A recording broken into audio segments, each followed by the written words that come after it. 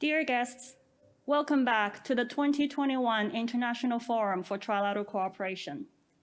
The pandemic is an unprecedented challenge for all of us. Amid the pandemic, one of the most concerning topics is the economy recovery and future for business. What areas should we collectively work on to be more resilient and sustainable? Please join me in welcoming the second session moderator and speakers. We invite Dr. Hyung-Gon, Senior Research Fellow of Korea Institute for International Economic Policy, to moderate the session. Doctor, you have the floor. 예, 여러분 안녕하십니까? 저는 대외경제정책연구원의 정형곤입니다. 이번 세션 Hello, my name is Hyung-Gon of KIEP. I've been asked to moderate this session. I would like to take this opportunity to thank all of our audience members here, both offline and online. As you know, this year marks the 10th year anniversary of the opening of TCS. Congratulations once again. I know that TCS has worked very hard for the promotion of trilateral cooperation. I would like to thank the staff as well. In this session, we're going to be talking about the path forward for revitalized economic cooperation amid the pandemic, focusing on the business community. We have many experts representing the business communities of Korea, Japan, and China, and I would like to introduce these speakers here to you in turn. First of all, there is Kang Seok-gu, who's the Vice President of the Korea Chamber of Commerce and Industry. To my right, Dr. Kang went to work at KCCI in 1997, and he has worked at various different areas, and he has been at his current position since February. Next, we also have two participants who are joining us online. First of all, there is MUKUTA Satoshi, who is the Senior Managing Director of Japan's Keidanren. MUKUTA first joined Keidanren in 1979, so he's been at the same organization for over 30 years. And he has been at his current position since 2014. And he will be telling us various cooperative ways forward based on his extensive experience. Lastly, we have Liang, the Deputy Director General of the Department of International Relations at the China Council for the Promotion of International Trade. He went to work at CCPIT in 1996. It is a pleasure to meet you. Thank you for the applause.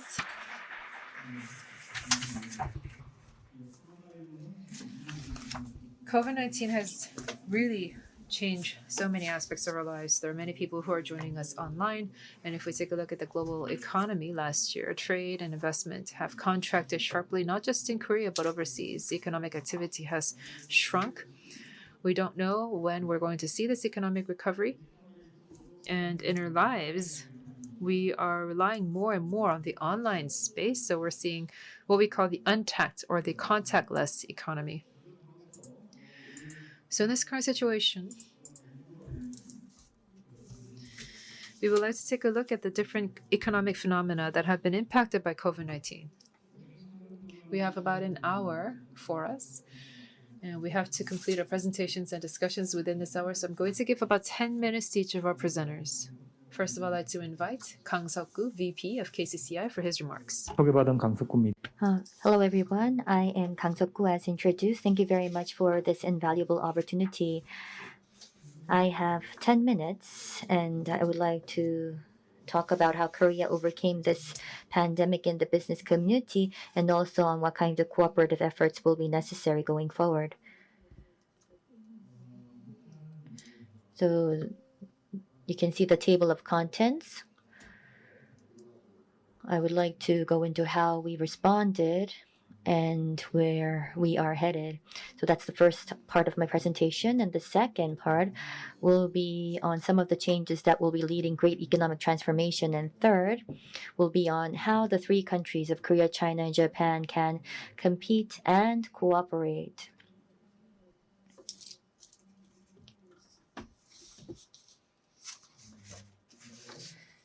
First and foremost, how did the world economy respond?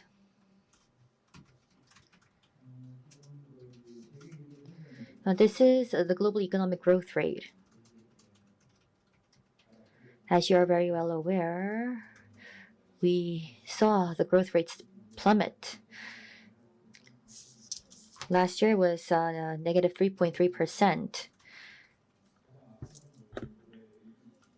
And we can compare this to 2008, right, and 2009, just after the global financial crisis. And this growth rate is even lower than post GFC.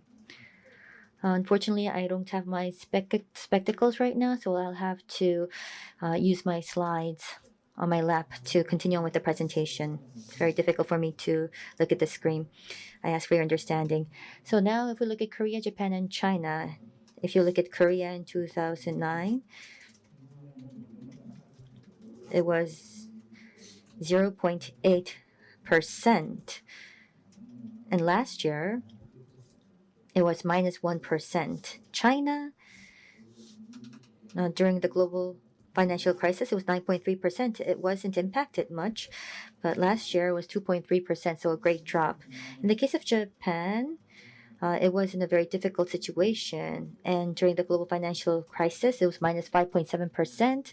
And last year, during the pandemic, it was minus 4.8%. So it went through a very difficult recession. But of course, last year, we did see a recession, but it's fastly recovering. If you look at this in chronological order, 1990, if we think GDP was 100 back then, and using that as a baseline, this year, last year, this year, and next year, if you look at the trending, for this year and next year, this is the source is IMF. So if you look at the trend, it's fastly recovering.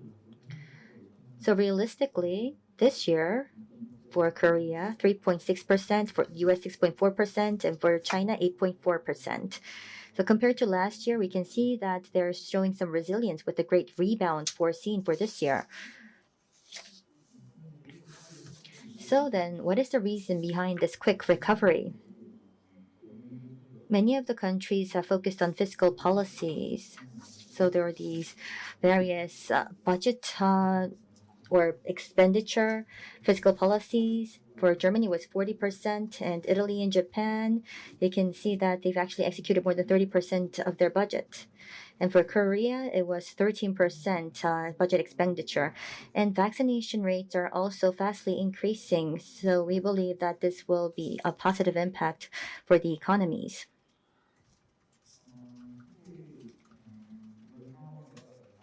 And if you look at the current situation,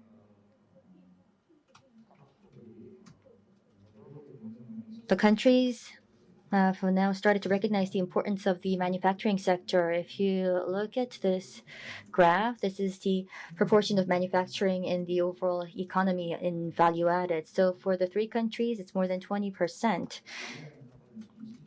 And I have indicated the G20 countries for your reference. And if you look at last year's growth rate and this year's growth rate, if you look at the rebound, Korea and China is showcasing some rapid recovery. And if you look at Japan, it went through a very difficult recession, but it is also recovering. So the importance of the manufacturing sector was felt by Korea, Japan, and China. And you can see that East Asia, the US, and Germany are all trying to strengthen this manufacturing sector early on with accommodative policies for the manufacturing sector. Next is on what kind of changes will lead to a great economic transformation. As you're very well aware, we're seeing an acceleration of digital transformation. Here, we are meeting in a non-face-to-face format. So we're seeing acceleration of this digital transformation in all fronts. This is a graph on the different industrial revolutions. So please, I hope that you can refer to this afterwards. And there are both pros to acceleration, and as well as opportunities. However, you can see that companies may be challenged to adapt to these changes. This is the average lifespan of S&P 500 companies. With the acceleration of digital transformation, in the case of 2017, the average lifespan was 25 years. However, in 2017, it was 14 years. As you can see, the lifespan of these companies shortened by a great margin. we are also seeing new entrants into the sector, but for them to remain competitive and be sustainable will be a very challenging task. And some changes to GVC are something that's anticipated as well. This is by continent. We wanted to show this GVC. So we have Germany in Asia, we have China at the center, which is the axis right now in GVC. In the Americas, we have the US at the center where this GVC is formed. But in this pandemic situation, we may be seeing a reformation of GVCs. GVCs had to do with stable supply chain as well as efficiency. However, now we'll have to take a different angle with this pandemic. And these changes are actually impacting us in reality. In the case of Germany, China, and the US, right now they've moved on to some stability, but the pandemic did shock these economies. Therefore, the supply chain or supply issues may still remain as a challenge. For Korea early last year, there was a lot of instability due to the uncertainty surrounding the supply chain coming from China. As we were experiencing the pandemic, we're seeing a heightened interest on climate change.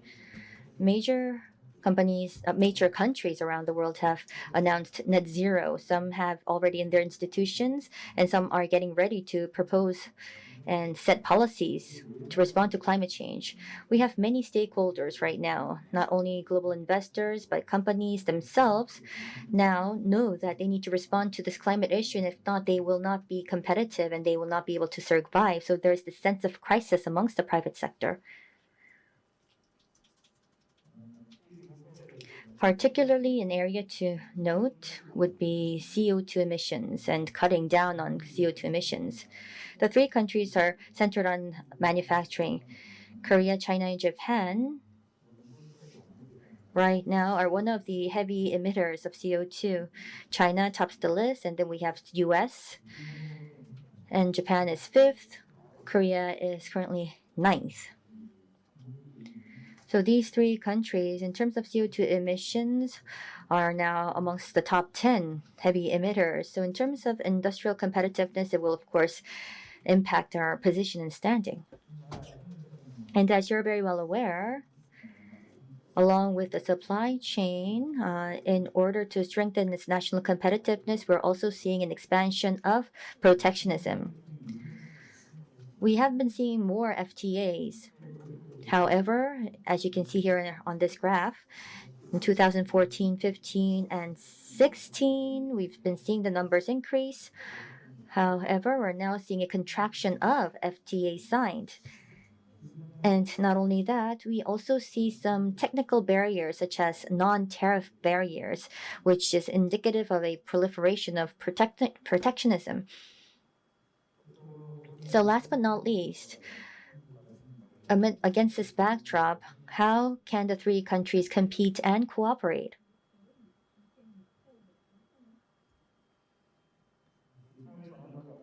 With regard to digital transformation, competition and cooperation both can be possible.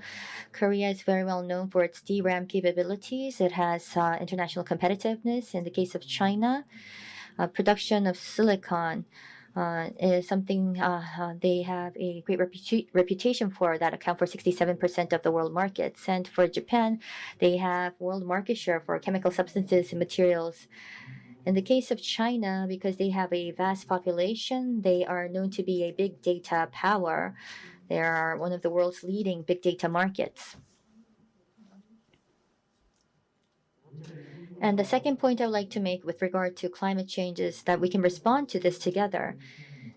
If we just look at CO2 emissions, you can see that the power sector accounts for 44% of CO2 emissions, followed by the industry, transportation, and home.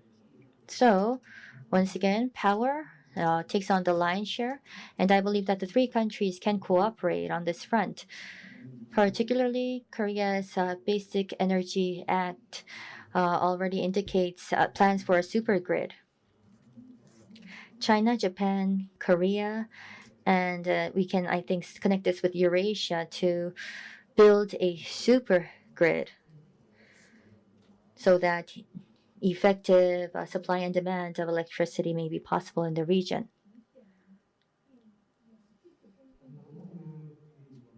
As I have already mentioned, we're seeing a proliferation of protectionism around the world. And because the three countries grew based on their export sector, proliferation of protectionism is a common challenge for these three countries, and that we need to respond accordingly. In 1995, WTO was founded, and if you look at the product exports, it's vastly increased. But ever since 2010, it's going sideways. As already mentioned, it has to do with the expansion of protectionism, in my view. And if you compare the two graphs, it's quite interesting to do that, where ever since the launch of WTO from 1995 to 2010, world's exports of goods vastly increased, as I have already mentioned. From 2010 to 2020, as mentioned, it's at a stalemate.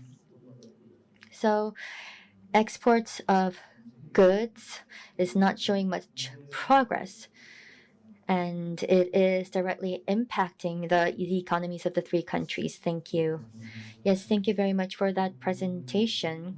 Vice President Kang talked about the current status of these three countries in this pandemic situation, also about climate change, GVC, and also about what kind of cooperation may be possible.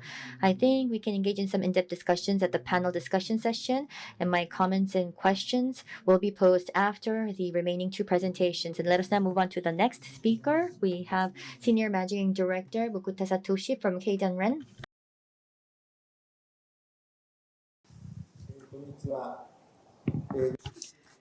Good afternoon, ladies and gentlemen. I would like to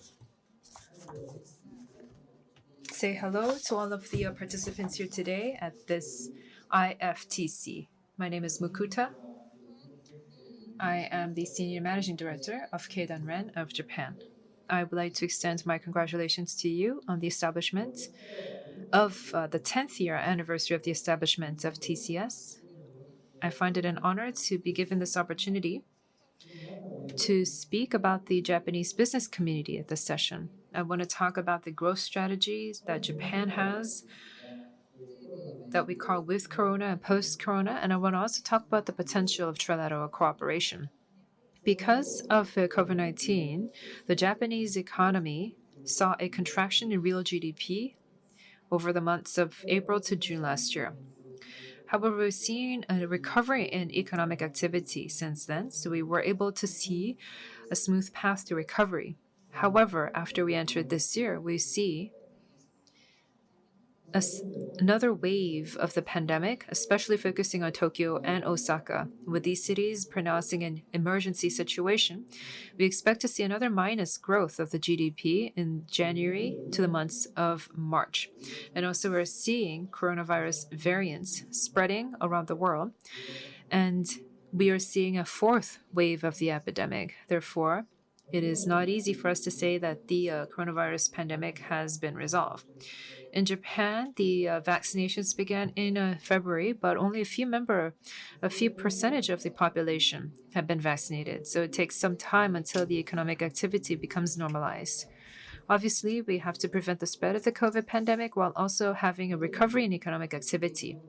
It is important for us to have both of these two important measures. Keidanren is right now focusing on writing some COVID-19 control guidelines for corporations to use in their economic activity. And we're looking forward into a post-COVID world and try to transform our society into a sustainable society. As such, in November last year, we announced a new growth strategy. This is a vision for 2030 for the next 10 years. There's also an English language version, which you can find in Keidanren's website.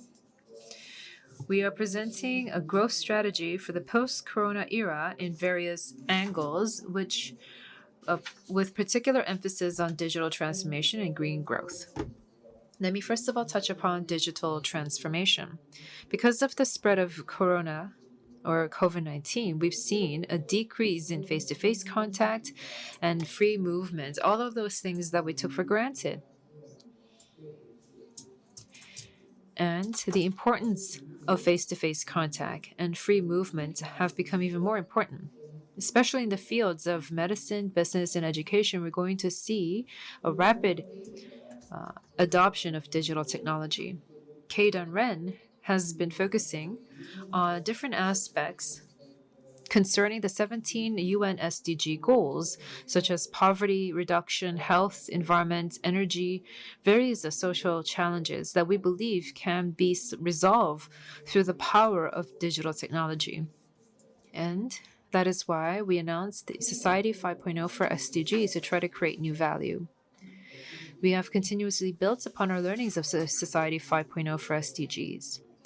Based on our experiences, we're going to leverage them and leverage the knowledge that we have to promote digital innovation for the Society 5.0 for SDGs. The Japanese government is also promoting the establishment of a digital agency so that we can identify digital transformation as one of the foremost priority goals.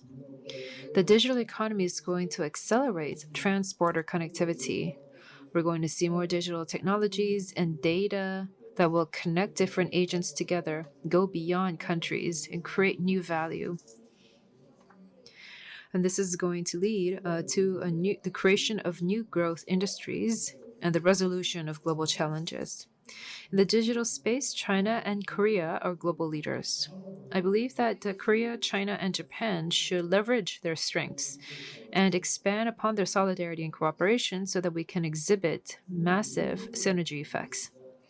Next, I want to talk about realizing a green growth.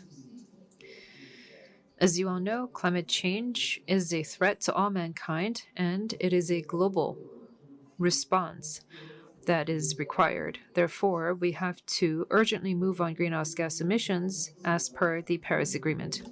In November of last year, Prime Minister Suga has announced that Japan will go towards carbon neutrality by 2050. This is a very difficult and ambitious goal, but I believe that it was a very decisive, determined commitment towards realizing a sustainable society, and the Japanese business community has welcomed this announcement. Korea has also stated the same goal by 2050 and China by 2060. What is important here is that in realizing a post-carbon society and economic growth, we can hope to enhance the quality of life of all people. To that end, we have to promote innovation and international cooperation. Korea, China, and Japan can lead the way for green growth in Asia. We can engage in the development and supply of innovative technologies and invest in green growth through sustainable finance, and also contribute to a sustainable economic development by solving various global challenges. These challenges, such as digital transformation and green growth, require private sector cooperation and economic connectivity and cooperation as well. To that end, we need institutional support. Last November, the Regional Comprehensive Economic Partnership, or RCEP agreement, with the participation of Korea, China, Japan, was signed. RCEP can lower barriers to trade and business and include universal norms, expand trade and investment, and create a more effective and strong supply chain that has been threatened by the COVID pandemic. To that end, the Japanese business community has welcomed RCEP as well. We hope for an early ratification of RCEP so that it can go into effect soon. And I also hope that we can have a higher level under the Korea, China, Japan trilateral FTA, which I understand is being negotiated currently.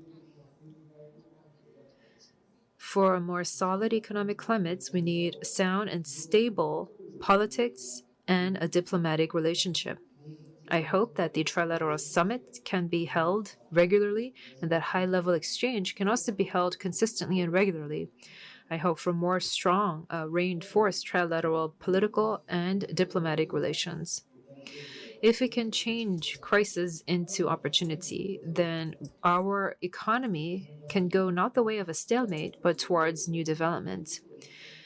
I understand that the private sector's role is big here, and with that, I would like to conclude my remarks. Thank you. Keidanren. 네, 감사합니다. 사전에 Thank you very much. MUKUTA Senior Managing Director has sent in a pre-recorded video and has told us about the current Japanese economic situation. He has talked about ways where we can have a sustainable development and create opportunity out of this crisis, especially using digital transformation. That we need to have a transnational cooperation. This can foster new growth industries going forward. And he also talked about what we can do in terms of achieving the net neutrality or carbon net zero goals. That we have to engage in more cooperation and technological cooperation in that regard. Lastly, we would like to hear from Liang, the Deputy Director General of CCPIT. 尊敬的江西国常务量田哲史专务理事郑恒坤高级研究 Vice President Kang Seok-gu of Korea Chamber of Commerce and Industry, Senior Manager Director MUKUTA Satoshi, Senior Research Fellow Chung Hyung-Gon, distinguished guests, ladies and gentlemen, it is a great pleasure to be invited to today's international forum to talk about trilateral cooperation. This IFTC is meeting its 8th year, and it's very difficult to sustain such a forum, and I would like to extend my congratulations to TCS. Trilateral cooperation has a very long history. We've been seeing cooperation in various fronts, and the three countries are very much different. However, I believe that they have impacted one another in a positive way when it comes to economic growth. And I believe that the cooperation has to do with trade and the economy. The three became key economic partners. We are now seeing them expanding mutual benefits and interests. I believe that the key word here was our reciprocal prosperity, and I believe that this is a key core concept and value that we need to be faithful to. In 2020,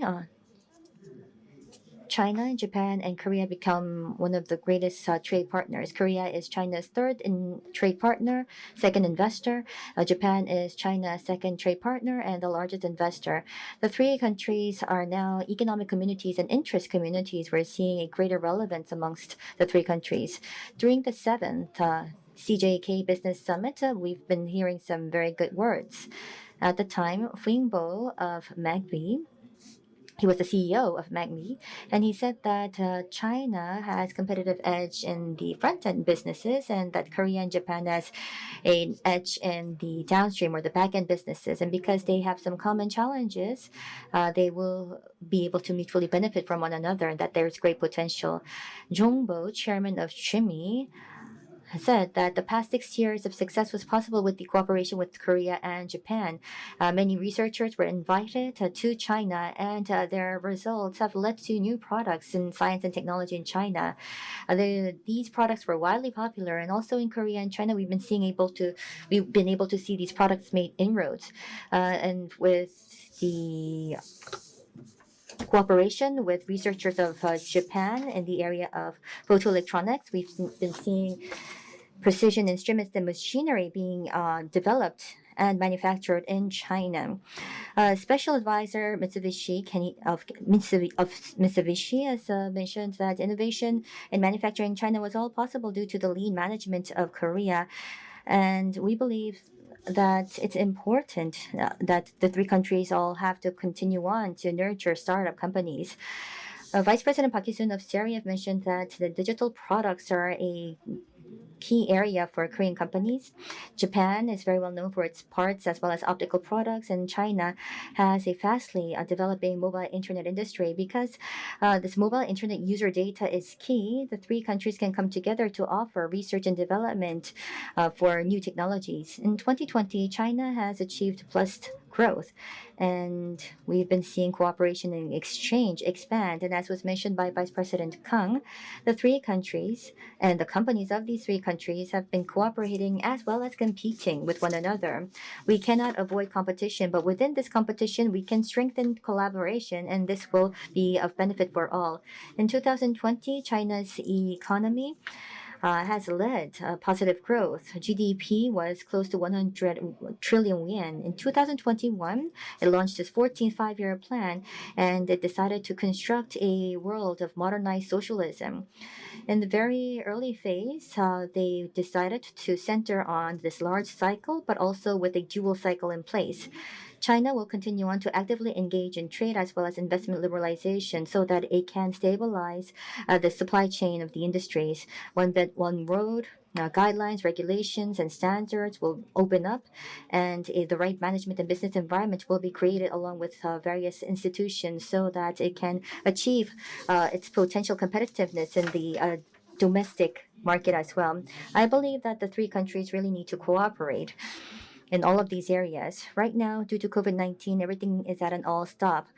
In order to recover and reconstruct the value chain of international trade and investments and supply chain, the three countries need to collaborate because you cannot do this alone. According to IMF forecasts, in 2021 and 2022, global economic growth rates was indicated as 6% and 4.4% respectively, and we'll be seeing some recovery, stable recovery, but countries differ, so there may be a fragmentation among societies and countries. From Europe and the Americas, we've been seeing lockdowns, and it's very difficult to recover.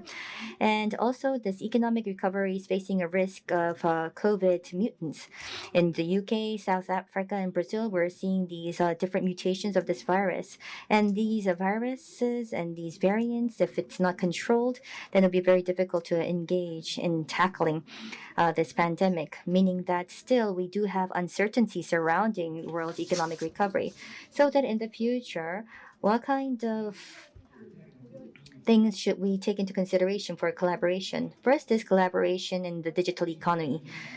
This was already mentioned by many of the speakers. Due to COVID-19, we're seeing digital economy expand across the world, and this will be the driving force for future economic growth. The three countries do have their competitiveness in the digital economies, and the entrepreneurs have been talking about digital economy and factors related to the digital economy.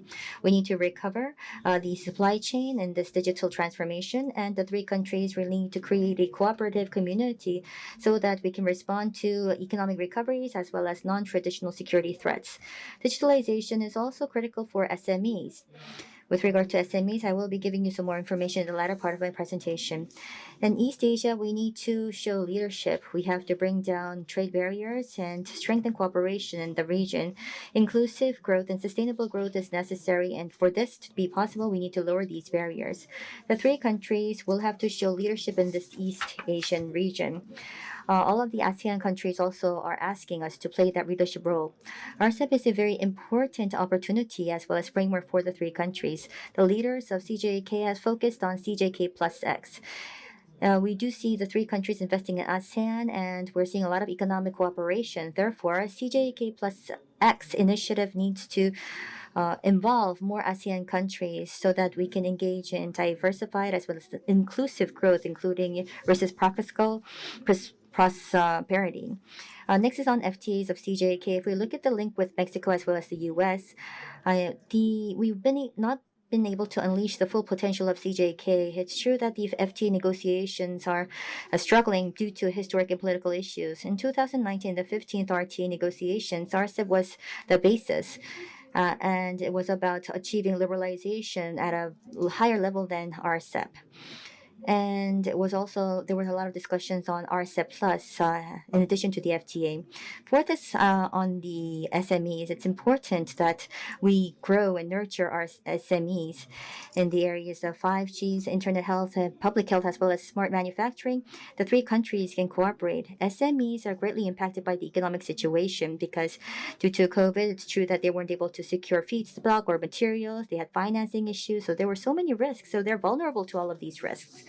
Therefore, I believe that we need because I chair the SME working group of the East Asia Business Council, I think that there's a lot we can do, and we need to focus more on the SMEs and help them out.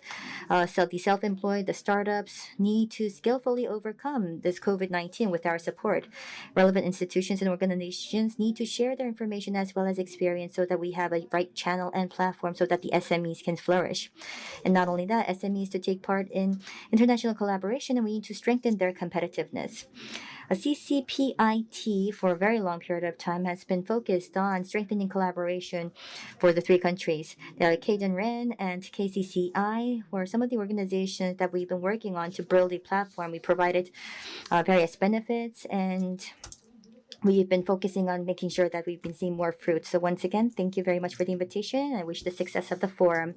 Yes, thank you so much for your passionate presentation, and I also like to extend my gratitude to all the remaining two speakers. And all of the three speakers talked about digital transformation. Manufacturing and trade have two special traits.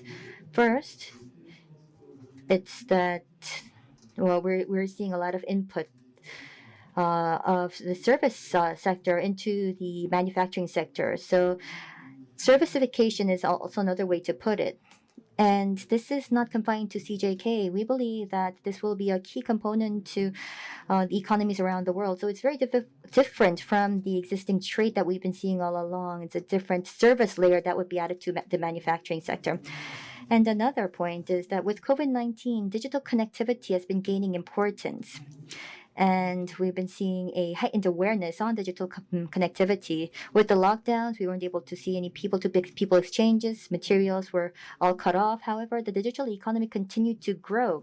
According to OECD report, in the first quarter of 2020, online orders were tracked, and in the Asia Pacific, we saw an increase by 70% and 120% increase in North America.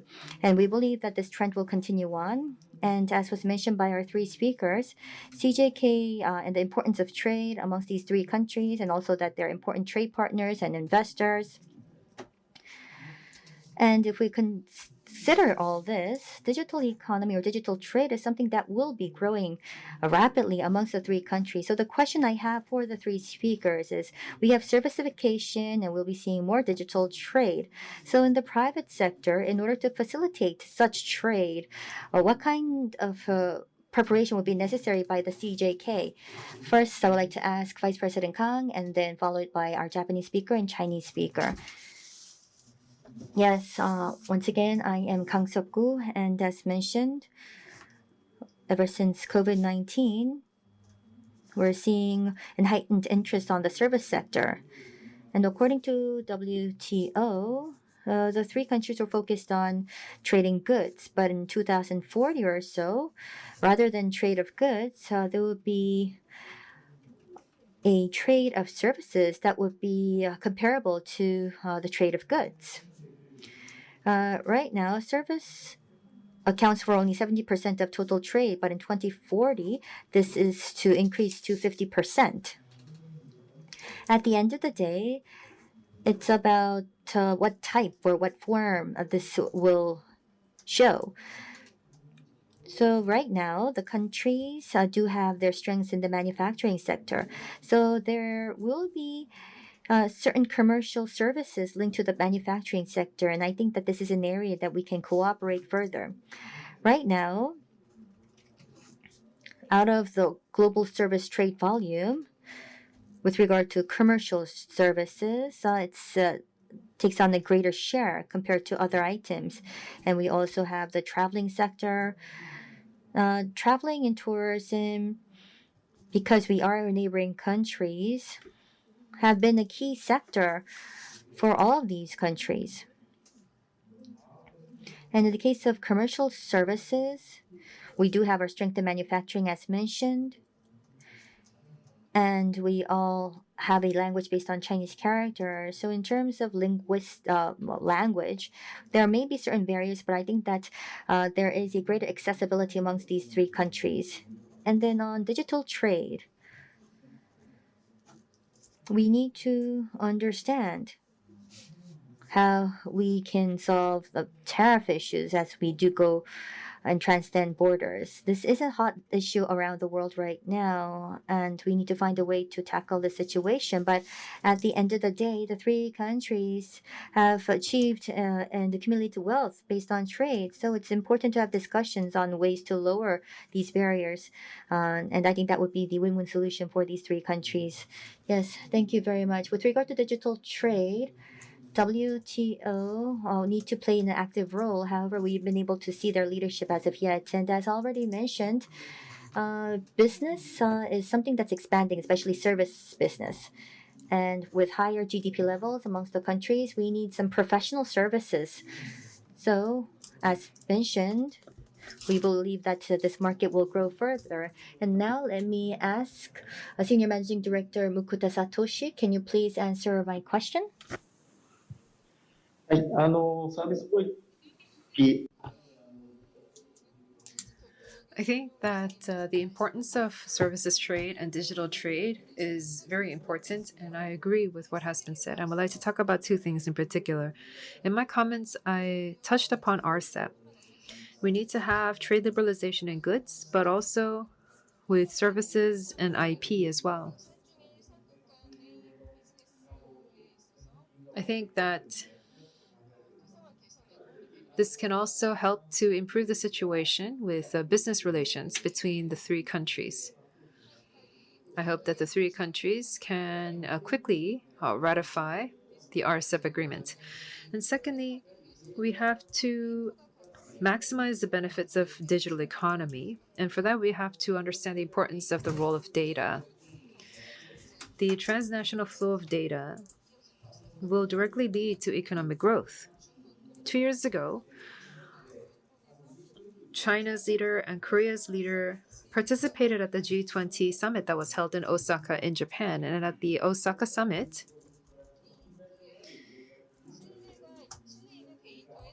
we talked about DTFT, the free flow of reliable and trustworthy data.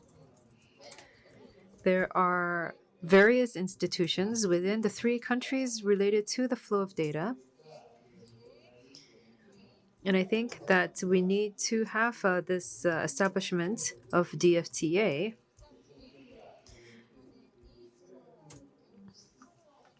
And I also hope that the current negotiations at FTA will be successful. Thank you very much. Lastly, we'd like to hear from Mr. Xu.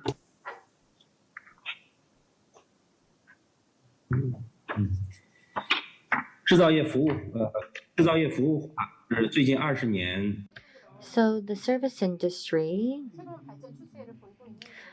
is continuing to grow, and this trend existed even before COVID. It's true that we're seeing an acceleration of this trend with COVID. So servicification of the manufacturing sector is something that we're witnessing right now, and this is a key aspect for the three countries because we all have competitiveness in the manufacturing sector.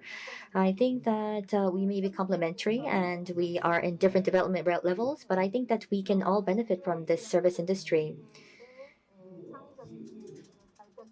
Through the creative development and growth of the manufacturing sector, I think that we can innovate business processes and also make this into a new service sector to make it more professional in its area. In other words, I believe that it will serve as an engine for the three countries and also help the growth of the three countries. So the servicification of the manufacturing sector is key, and Internet Plus, I think, offers us a new opportunity. So servicification of the manufacturing sector is something that we need to stay tuned to. Thank you.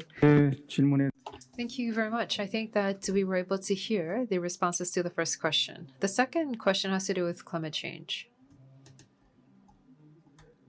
The US, with the incoming Biden administration, has returned to the Paris Climate Accords and said that it's going to be very active in promoting carbon neutrality. Korea, China, and Japan have also announced the 2050 net zero initiative.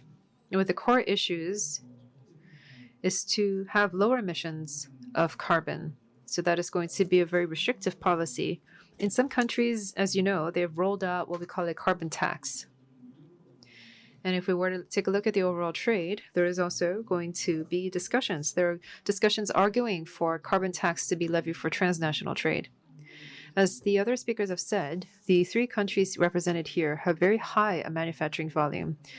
It's going to be very difficult for corporations and businesses to keep up to this global norm. So what should the businesses and the corporations do to respond to this? Mr. Kang, would you like to begin? Yes, let me start. As was mentioned by the moderator, I do see discussions on the CBAM, Carbon Border Adjustment Mechanism, and the US has not stated its clear position on this scheme. And we are seeing this carbon tax that is being led by Europe, and CJK needs to focus on this as well. So the carbon tax can take on different forms, actually 3 forms, including carbon trading as well as tax. And in the second quarter, Europe is to announce their policy, and it is to be implemented in 2023. But we believe that this carbon border adjustment mechanism will not be smooth sail because you need enough data to implement such a scheme. And if it's a barrier to free trade against WTO, then it will be even more challenging. However, the carbon issue is a threat to humanity and for sustainable development, something that we need to respond to. Therefore, the companies need to understand how to respond accordingly. And I think that it may lead to further investments in technology. For instance, in the case of steel, from way back, there were different ways to process steel to reduce CO2 emissions. It was about utilizing hydrogen and manufacturing steel by lowering CO2 emissions. So there was a lot of investments put into this new technology. However, it was very difficult, and it is very difficult to commercialize. So steel is an area that all 3 countries are interested. And there are a lot of common ground amongst the 3 countries. So I believe that through collaboration of the companies of the 3 countries really need to focus on R&D altogether to invent new technologies. And any trade that would go against the principle of free trade, and if we see that carbon taxes may be a hindrance, then CJK needs to find a way to put together a multilateral scheme and urge the government to make sure that such a platform is institutionalized for trade. Yes, thank you. Next, MUKUTA Satoshi, would you like to respond? ございます。 Thank you very much. I think I'm going to be repeating the earlier speaker's remarks, but before we have discussions about the carbon tax, trans-border tax, we have to point out the fact that the climate summit was held last week under Biden's leadership.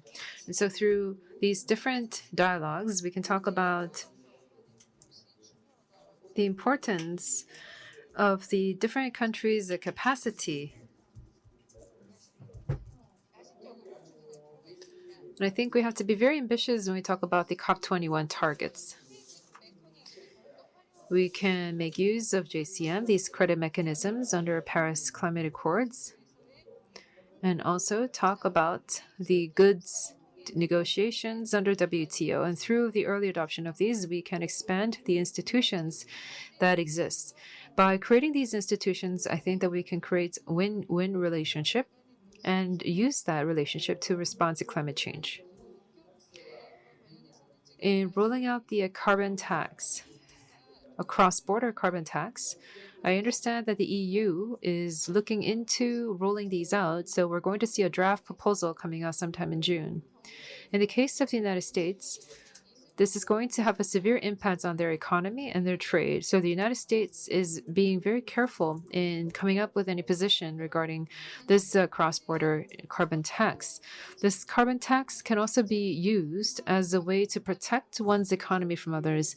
So there is the risk that this is going to run in the course of trade protectionism. So we have to adjust this carbon tax along with the WTO norms.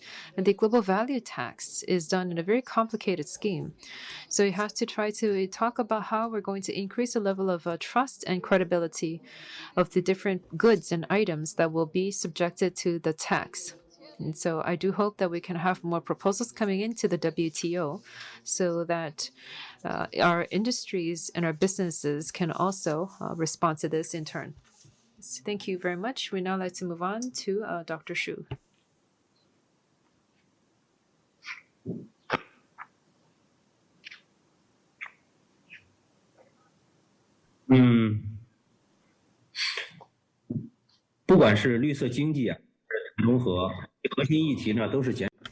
Whether it be the green economy or creative economy, carbon emissions and cutting down on carbon emissions is paramount.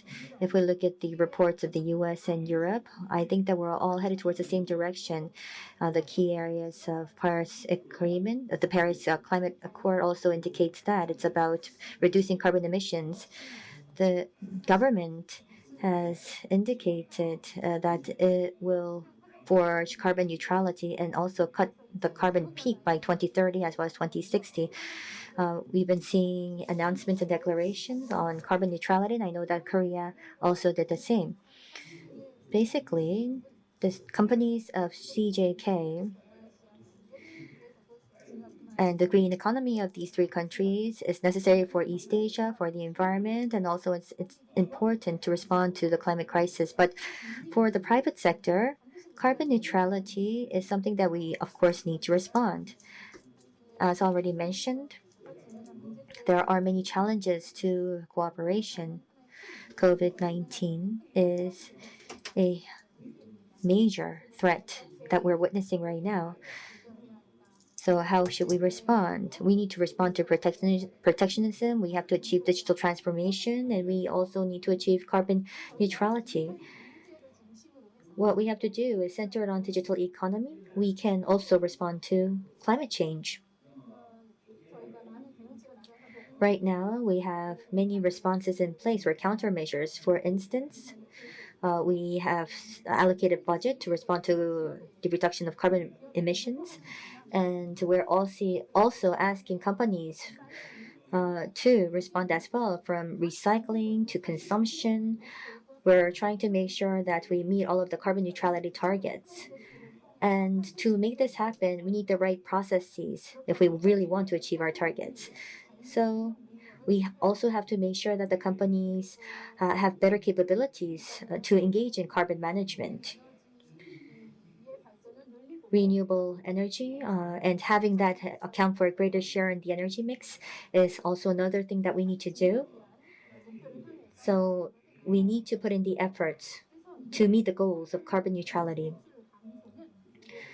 Cutting carbon emissions is the common direction, and as our other experts have mentioned, carbon border tax or carbon tax, whichever form or fashion it may be, it's something that is real, and we need to make sure to respond accordingly. And the companies need to make sure that this is real, need to understand that this is real. There is a role that the companies can play, and the government also needs to support the process with the right policies. Carbon neutrality or carbon zero is not something that can be pursued with only the private sector at the lead. It can be a part or it can be a partner, but both the public and private sector needs to cooperate. And also another issue has to do with CJK FTA. In order to strengthen cooperation in the private sector, we need the right institution to make that happen.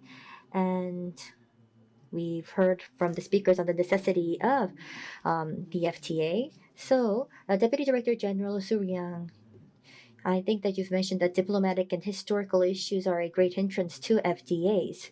But excluding all that, if we look at the economies of the three countries, they have similar economic structures, and both home and abroad, there's a lot of competition. So when signing FTAs and when you open up the market, there may be a great resistance from the private sector of these individual countries, and I think this also will be a barrier to signing an FTA. When the CJKs come together, there are many diplomatic and security issues that may take the front burner. However, under an FTA with based on multilateralism, and sometimes it can be diluted.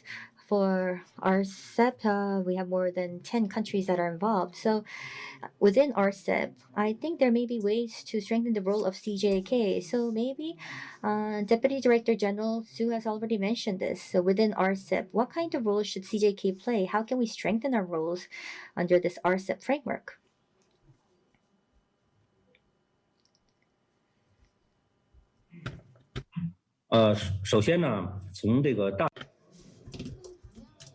So in terms of the overall direction,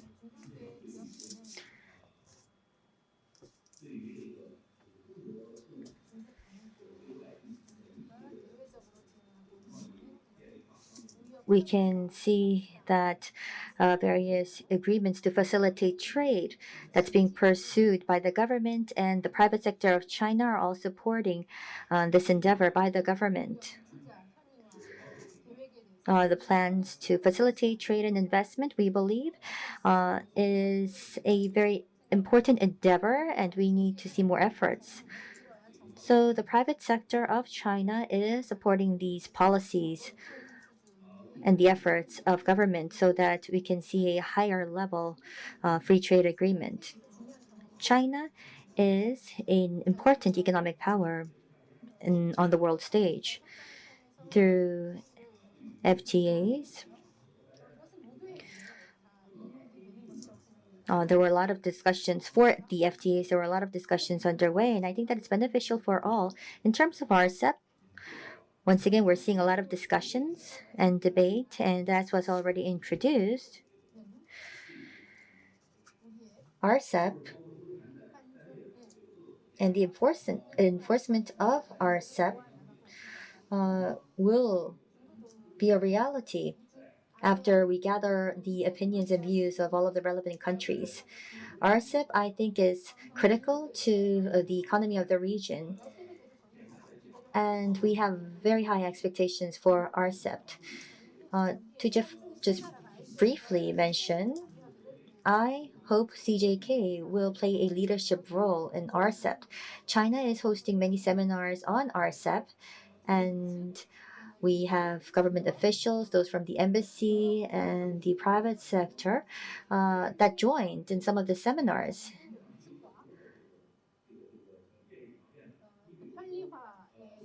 And with regard to investment and trade facilitation, I think we are sharing many policies. Also with New Zealand and Australia and the CJK, we're sharing a lot of thoughts on better policies to facilitate trade. And we have a lot of experience on FTAs, so it's important to tap into these experiences.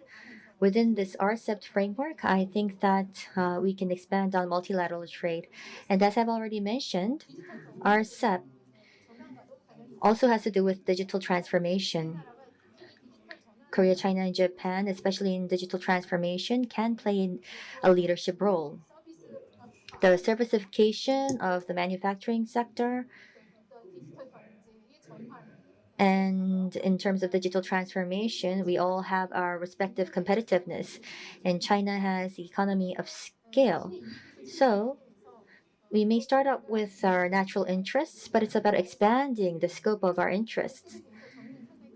Once again, we have high expectations for RCEP, and we hope that it is swiftly ratified and enforced. The Chinese government is preparing greatly for the launch of RCEP. And I know that the relevant countries are also doing the same. So once again, I hope that RCEP is quickly ratified, and hope that we can do more based on this mechanism, and I hope that we can offer more benefits for the private sector. Thank you very much. I think that we all recognize the importance of RCEP, but I think it's going to be very important to see what direction RCEP is going to head in the future, because there are CCPIT and other frameworks that are in competition with RCEP. The 7 countries that are participating in RCEP are also participating in CPTPP.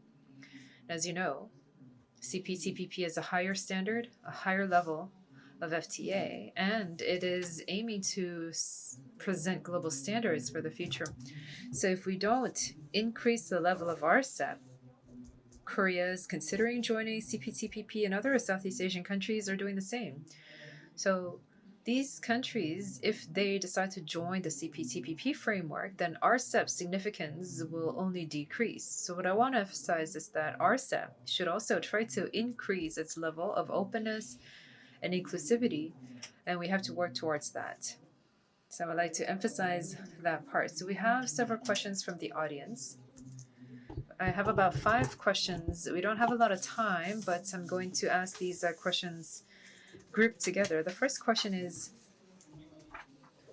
what is the most urgent thing that we have to do to normalize recovery of business activity? And a similar question is that right now, because of COVID-19, the supply chain has become very much fragmented.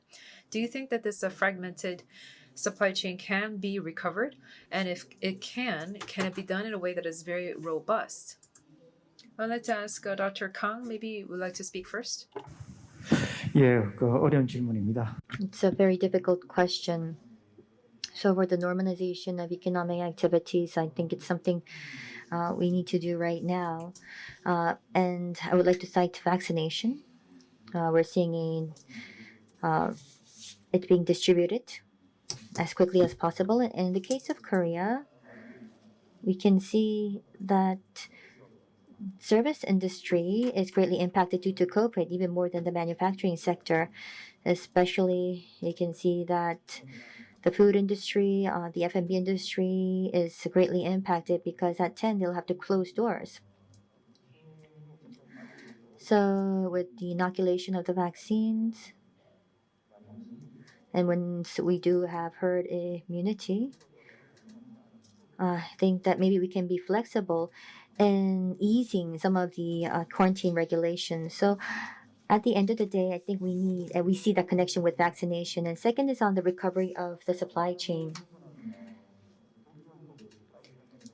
If you look at the supply chain, the 3 countries all understand the importance.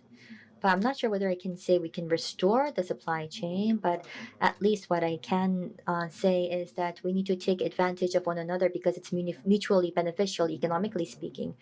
But because we all experience a crisis, we also need to understand how to guarantee stability. So it may be a bit difficult to restore completely to the pre-COVID years.